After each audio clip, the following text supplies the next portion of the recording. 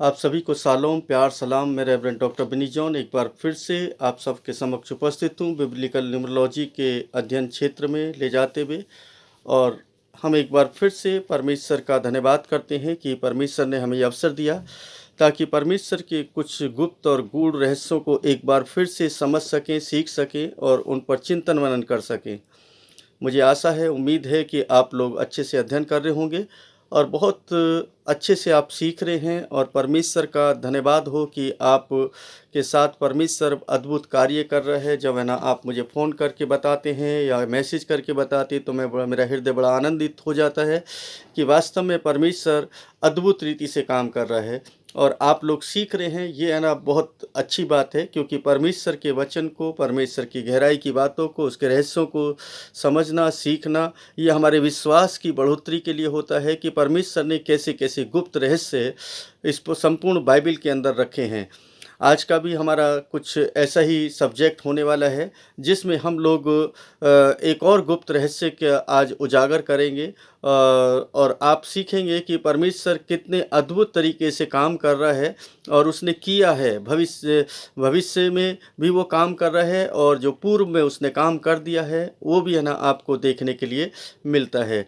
इससे पहले कि मैं वीडियो के आगे चलूं और ना अपने मेन सब्जेक्ट पे आऊं, आप सबसे एक बार फिर से गुजारिश है कि चैनल को सब्सक्राइब कर लें, लाइक कर दें और कमेंट करें और दूसरे लोगों को शेयर ज़रूर करें ताकि दूसरे लोग भी इस शिक्षा से आशीषित और आनंदित हो सके और उनका भरोसा परमेश्वर में और अधिक दृढ़ और मजबूत होता चला जाए।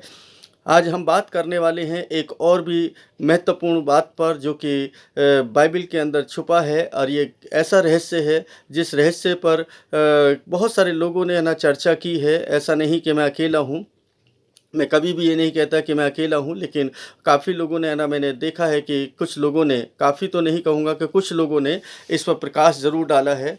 और मैं भी जो उस पर जब स्टडी कर रहा था तो मुझे भी है ना उसके बारे में और गहराई से पता चला और कुछ चीज़ों को जो मैंने उसमें से खोजी उनको मैं आप लोगों के समक्ष रखना चाहता हूँ, क्योंकि किसी भी चीज़ को खोजने के लिए उसमें खोना पड़ता है और हम व्यर्थ में कोई भी बात नहीं करना चाहते। कोई भी चीज़ है तो उसका कुछ एक प्रूफ होना चाहिए और प्रूफ के साथ ही हम आपके समक्ष आते हैं।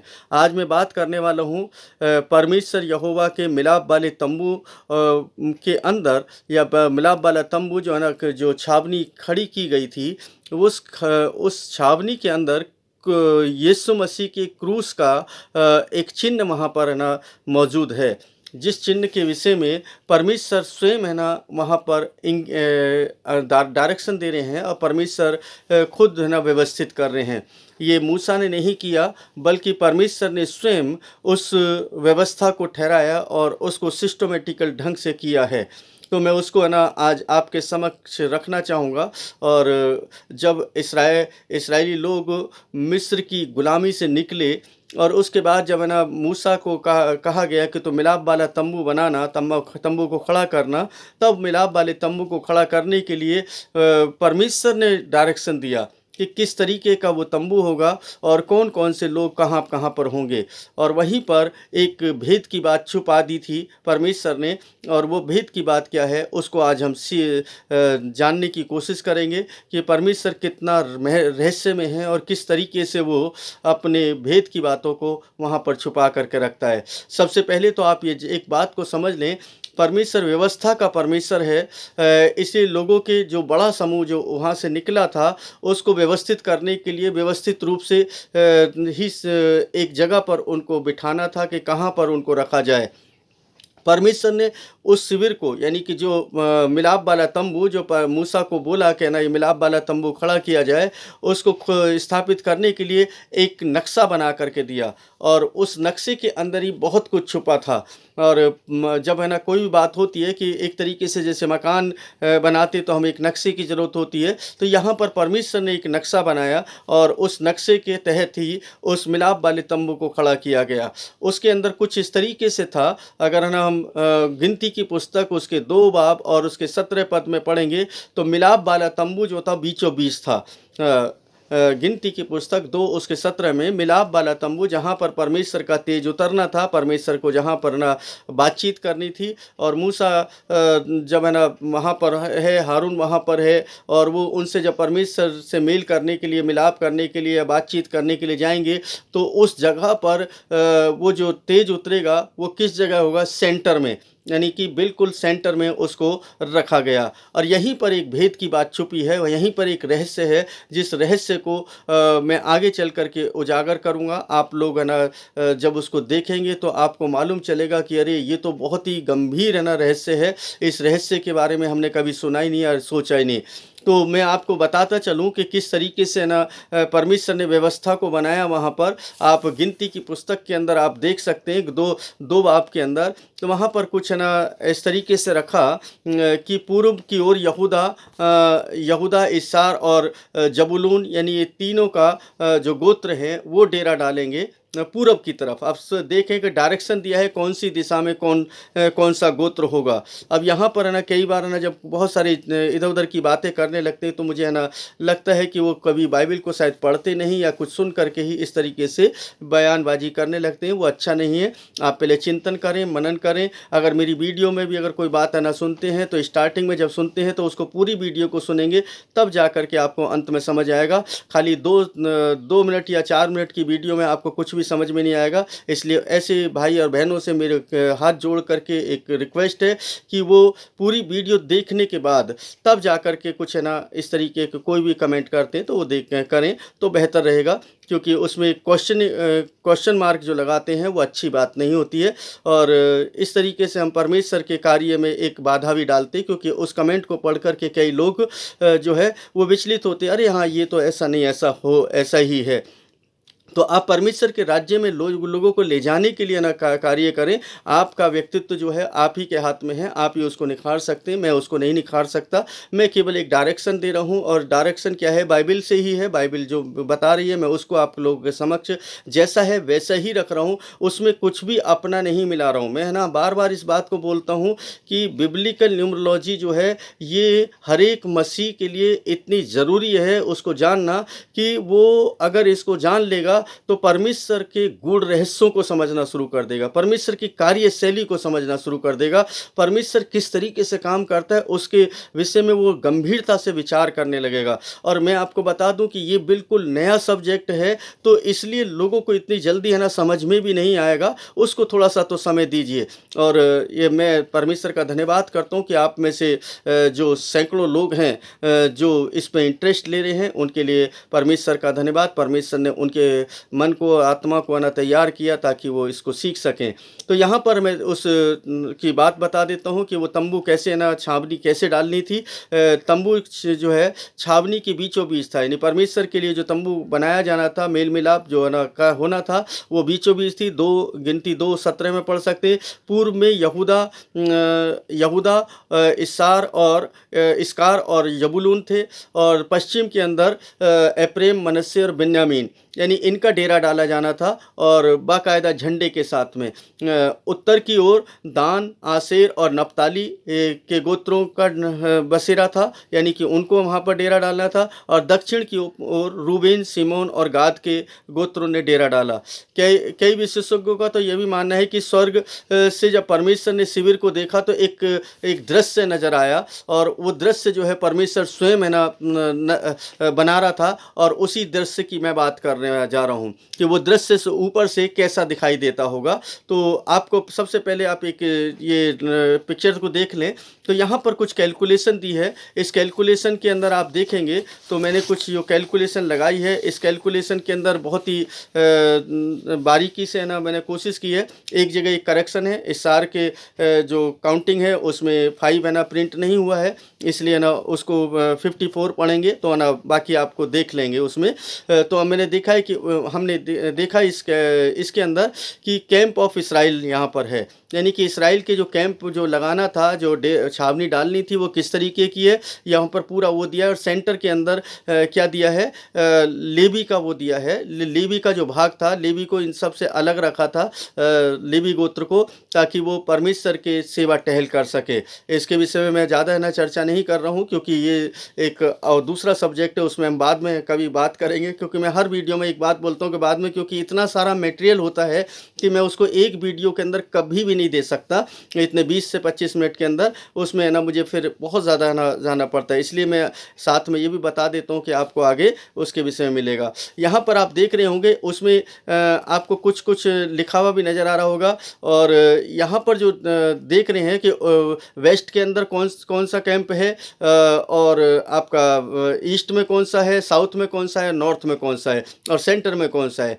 फिर इन चारों गोत्रों को एक उपाधि दी गई थी। उस उपाधि के हिसाब से ही उनके नाम यहाँ पर लिखे गए हैं। जैसे कि वो बैल की भांति है, जो यानी एप्रैम जो है वो बैल की भांति, मतलब एक वहाँ पर एक योद्धा के जैसे है। और यहाँ पर हम देखते रूबेन को मनुष्य के मतलब शक्ति का दिखाता है। और यहाँ पर हम दान की उसको देखते हैं तो ये ईगल का ना चिन्ह बनता है। और अगर यहूदा को देखते हैं तो ये लॉयन का बनता है, यानी शेर का।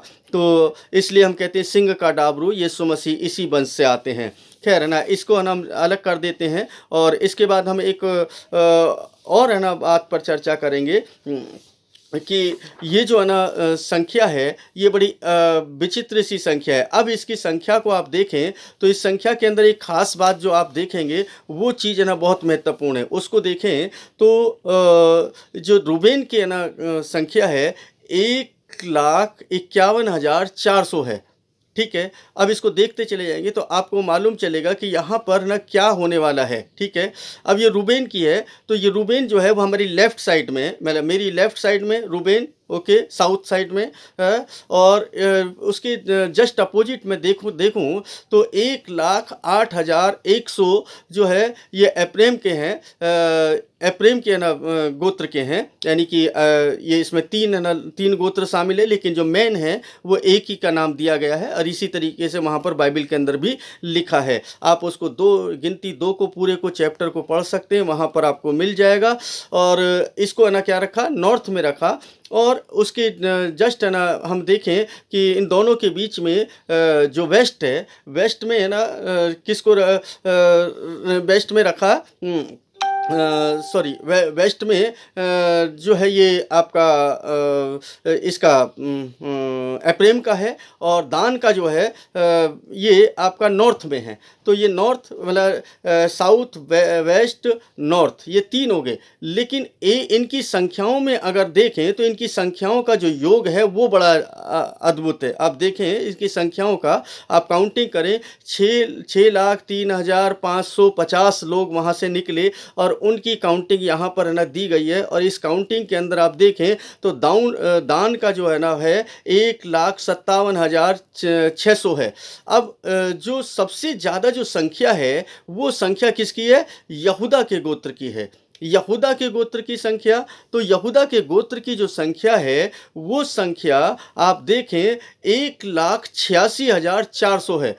अब आप देखें कि उनकी दोनों की जो संख्या है, अगर रूबेन की देखें और दान की देखें तो ये संख्या आपको लगभग है ना सिमिलर सी नज़र आती है, 1,51,400 और 1,57,600। अब इसको ऐसे देखें कि ये है ना यहाँ पर क्रूस बनता चला जाएगा। अब इसको देखेंगे, मैं आना अगली एक पिक्चर और दिखाऊंगा, वहाँ पर आपको दिखाई देगा कि 1,57,000 और 1,51,000 ये दोनों को दिया तो लगभग समान दूरी पर ही मतलब एक कैंप लगेगा। ठीक है, इन दोनों का कैंप, दान का और रूबेन का, दोनों का कैंप। अब एप्रैम का जो कैंप है वो ऊपर की तरफ लगना है। तो इसकी जो संख्या है ये 1,08,000 है, 1,08,100। अब इसका जो कैंप है ये क्या है कि थोड़ा छोटा हो गया। अब इसको देखें कि जब किसी भी ना उसको देख रहे हैं, मैं लास्ट में इसको बताने वाला हूँ कि इसके अंदर क्या निकलने वाला है। लेकिन जब मैं यहूदा के गोत्र को देखता हूँ, यहूदा का गोत्र की जो संख्या है वो 1,86,400 है। अब आप देखें कि इसकी संख्या में लगभग 30,000 का मतलब की काउंटिंग ज़्यादा है। अब देखें कि ऊपर जो है कम है, साइड में दोनों में बराबर सा है। और नीचे जो है बिल्कुल बराबर सा है। अब इसके जस्ट है ना बाद एक और तस्वीर को आप देखें, ये तस्वीर है ना निकल कर के आएगी जो मैं आपको ये लगाता हूँ। अब इस तस्वीर के बाद है ना आपको क्लियर होगा कि जब इस तस्वीर को ऊपर से देखा जाएगा तो कैसी तस्वीर नजर आएगी कि ऊपर आप देख रहे हैं प्रेम का ना गोत्र वेस्ट के अंदर, और साउथ के अंदर किसका है, साउथ के अंदर रूबेन का है, और उसके बाद है ना इधर देखते हैं नॉर्थ में तो किसका है, दान का है, और बिल्कुल नीचे देखते हैं ईस्ट में यानी पूरब की तरफ, पूरब की तरफ को किसका है, ये है यहूदा का। अब ये इनको सेंटर के अंदर देखें तो सेंटर के अंदर वो मिलाप वाला तंबू है, और वहीं पर 3 कैंप जो है ना आप देख रहे हैं इसके अंदर, वो 3 कैंप वो लेवियों के हैं जो उसकी टेंट के अंदर ही है, वो मतलब टेंट के आसपास है। और ये बिल्कुल ऐसे, और परमेश्वर ने कहा कि जब तुम चलोगे तो इसको बिल्कुल सेम ऐसे ही चलोगे। उसके 2:17 में लिखा है, फिर छावनी के मध्य मिलाप वाले तंबू के साथ लेवियों की छावनी हो, जिस क्रम में उसकी छावनी हो उसी क्रम में वे प्रस्थान करेंगे, हर एक अपने अपने स्थान में अपने झुंड के समीप ही चले, मतलब उससे बाहर नहीं जाना है। अब देखिए परमेश्वर यहाँ पर एक व्यवस्था को बना रहा है, एक व्यवस्थित ना तरीके से उनको रख रहा है कि आपको इसी तरीके से क्रम में चलना है। और यहाँ पर जो ये है ना जो आपने लास्ट में तस्वीर देखी है, इस तस्वीर के अंदर आप देखें तो ये बिल्कुल से एक सिंपल एक जो हिब्रू अल्फ़ाबेट है उसका जो है ताव बनता है, ताव। अब ताव को जो है ना हिब्रू में जो है ना जो लिखा जाता है वो सलीब के जैसे होता है, यानी क्रूस। अब देखें कि यहाँ पर एक क्रूस का निशान है ना यहाँ पर बन जाता है। अब है ना यहाँ पर क्रूस का निशान क्यों बन रहा है, और आपको बताएं कि देखें कि परमेश्वर का जो मेमना है वो जब है ना जब ग्रीक भाषा में ना हम उसको पढ़ रहे हैं तो वो कहते हैं मैं अल्फ़ा और ओमेगा हूँ। अगर मैं उसको क्योंकि यीशु मसीह की जो भाषा रही है वो रही है आपका हिब्रू रही है, तो वो कहेंगे मैं अलेफ और ताब हूँ। ठीक है, यहाँ पर अल्फ़ाबेट का मतलब बता रहा हूँ मैं आपको। तो वहाँ पर जो ताव है, क्योंकि हिब्रू यहाँ पर है, क्योंकि ये शुरू की 5 किताबें हैं, इन 5 किताबों के अंदर क्या है कि वो जो हिब्रू में लिखी हैं, और हिब्रू का एक मीनिंग निकलता है हर एक अल्फ़ाबेट का, तो यहाँ पर एक क्रूस का निशान बन जाता है। और परमेश्वर ये दिखाना चाहता है कि देखो जो तुम चलोगे इसी क्रम में चलोगे, जब कभी भी तुम प्रस्थान करोगे तो अपनी जगह को नहीं छोड़ोगे, ये तुम्हारी प्रस्थान करने की जगह होगी। यानी कि जिसको जहां पर रखा गया है वहीं पर वो रहेगा और उसके बाहर कहीं नहीं जाएगा। ये एक क्रम परमेश्वर ने ठहराया। और हम आपको बता दें कि इससे मुझे 2 बातें तो और समझ में आती हैं कि परमेश्वर ने हर एक व्यक्ति के लिए एक जगह ठहराई होती है, हर एक व्यक्ति के लिए एक ना क्या बोलते हैं इंडिकेशन दिया होता है। उससे बाहर अगर आप जाने की कोशिश करेंगे तो परमेश्वर को बर्दाश्त नहीं हो सकता, परमेश्वर आपको बर्दाश्त नहीं करेगा। आपके लिए जो ठहराया है वो आपको पता होना चाहिए। इसीलिए मूसा जो है भजन संहिता 90 और उसके 12 पद के अंदर कहते हैं, हमें अपने दिन गिनना सिखा कि हम तेरी गति को समझ सकें, हम तेरे मार्गों को समझ सकें, हमें अपने मार्गों पर चलने के लिए हमें समझ दे, हमें बुद्धि दे। इस तरीके से जब वो चर्चा करता है, बात करता है, तो इसका मतलब है कि परमेश्वर ने हर एक व्यक्ति के लिए एक जगह को ठहराया है, और उस जगह से बाहर जब वो जाता है तो वो परमेश्वर की आज्ञा का उल्लंघन होता है। तो अपने आप को जांचें परखें और अपने आप को जानने की कोशिश करें कि परमेश्वर ने आपको कहां पर रखा है। ये सलीब जो है, जो यीशु मसीह के नाम से जानी जा रही है, इसको बता दें कि जब व्यवस्था के अंदर कहा गया है कि जो सलीब पर चढ़ाया जाता है, जो काठ पर चढ़ाया जाता है, वह श्रापित है। अर्थात यीशु मसीह मेरे और आपके लिए श्रापित बना, और ये सलीब जो है उसने उस समय है ना ठहरा दी जब वो कैंप लगा रहा था।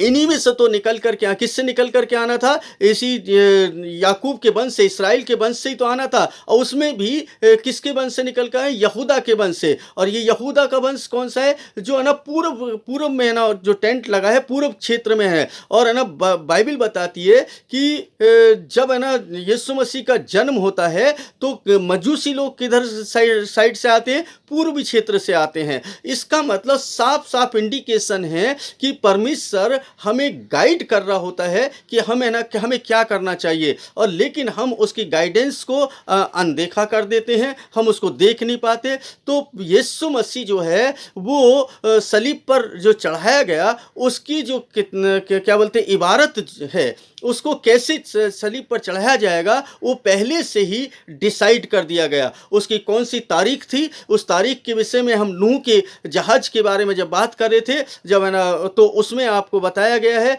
कि कौन से दिन है ना उसको चढ़ाया जाएगा, उस तारीख का जिक्र वहाँ पर है। और आज तक वो गुड फ्राइडे हम उसी तारीख में मना रहे होते हैं, क्योंकि वो यहूदी कैलेंडर के मुताबिक ही वो जो आपका गुड फ्राइडे है उसको डिसाइड किया जाता है। इस तरीके से आप देखें तो आपके पास में एक नई व्यवस्था तो है, लेकिन उस पुरानी व्यवस्था से अलग नहीं हो सकते। अगर आप कहते हैं कि मैं पुरानी व्यवस्था के अनुसार नहीं चलूँगा, तो मैं आपको बता दूं कि परमेश्वर जो है वो पुरानी व्यवस्था और नई व्यवस्था को नहीं देखता। परमेश्वर आपके और मेरे कर्मों को देखता है, मेरे काम को देखता है। अब मैं कहूँ, बहुत सारे लोग कहेंगे मुझे सबत मनाना चाहिए, नहीं मनाना चाहिए। मुझे बहुत से लोग कहेंगे कि है ना मुझे ये काम करना चाहिए, नहीं करना चाहिए। अरे ये काम करने नहीं करने से मतलब नहीं है। आपके व्यवहारिक जीवन में जो कर रहे हैं उस क्रिया से, अगर आप कर रहे हैं, कोई भी क्रिया कर रहे हैं, तो उस क्रिया का तब तक कोई महत्व नहीं निकलता जब तक कि परमेश्वर के वचन के अनुसार आपका जीवन संचालित ना हो, जब तक कि परमेश्वर के वचन के अनुसार आपके जीवन के अंदर क्रियाएं ना हो। आपका व्यक्तित्व तब निखर करके आएगा जब परमेश्वर का वचन या उसकी व्यवस्था, उसके नियम और उसकी विधियां आपके जीवन के अंदर क्रियान्वित होने लगे।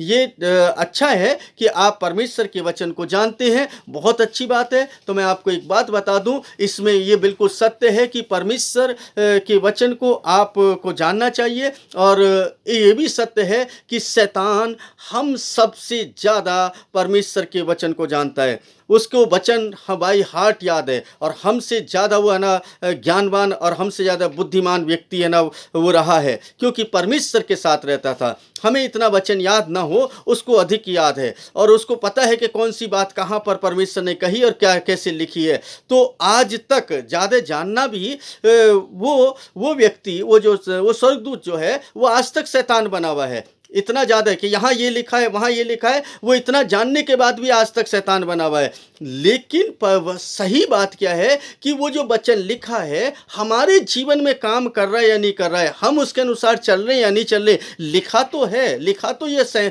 हजारों साल से है, उसको लिखने उनको मत बताइए। आप ये बताइए कि आपके जीवन में कितना क्रियान्वित हो रहा है, आपका जीवन उससे कितना संचालित हो रहा है। अगर आपका जीवन संचालित हो रहा है तो अवश्य आप परमेश्वर के साथ हैं, परमेश्वर का प्रकाशन आपको मिलेगा, परमेश्वर आपको निरंतर आगे बढ़ाएगा।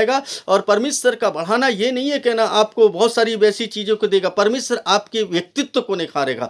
आपका व्यक्तित्व नहीं निखरा, आपकी बातचीत का तरीका नहीं बदला, आपकी सोच का तरीका नहीं बदला, आपके कार्य करने का तरीका नहीं बदला, तो आपका वचन को पढ़ना सुनना सब व्यर्थ है। क्यों? क्योंकि परमेश्वर के वचन को सुनना ही काफी नहीं है, बल्कि उस पर अमल करना जरूरी है। यहां पर ये जो इस्राएली लोग थे, ये सबसे ज्यादा ढीठ लोग कहूंगा मैं, अगर ना बाइबल के अंदर है कि इनको तो ना कितनी बार परमेश्वर ने लताड़ा है, क्योंकि ये बार बार भटक जाते थे, बार बार ना उस दुनिया की भीड़ में खो जाते थे। लेकिन आज अगर ना समय आया है कि ना हम देखें तो हम भी कई बार भीड़ में खो जाते हैं। हम भी क्या उनसे कम हैं? हम भी उसी तरीके के उसी श्रेणी में आते हैं। इसलिए जैसा इस्राएलियों ने किया वही काम तो हम भी कर रहे हैं, और हम कहते हैं कि नहीं, हम तो परमेश्वर की आत्मा के साथ है, परमेश्वर के साथ है। परमेश्वर के साथ चलने का मतलब है व्यक्तित्व का बदल जाना। परमेश्वर के साथ चलने का मतलब है, जब है ना मूसा को है ना परमेश्वर के साथ चलने के लिए निमंत्रण दिया गया, वो चलने लगा, और जैसे ही चलने लगा उसका व्यक्तित्व बदल गया, उसकी सोच बदल गई, उसके कार्य करने की शैली बदल गई। हारून को जब परमेश्वर ने खड़ा किया तो हारून का ना सब कुछ बदल गया। इस तरीके से हम आगे भी जा करके देखते हैं, किसी भी कैरेक्टर को उठा करके देख लीजिए बाइबल के, जिसने भी परमेश्वर के साथ चलना शुरू किया उसका व्यक्तित्व बदला है, वो ट्रांसफॉर्म हो गया है। क्यों? क्योंकि परमेश्वर का आत्मा उसके अंदर काम करने लगा है।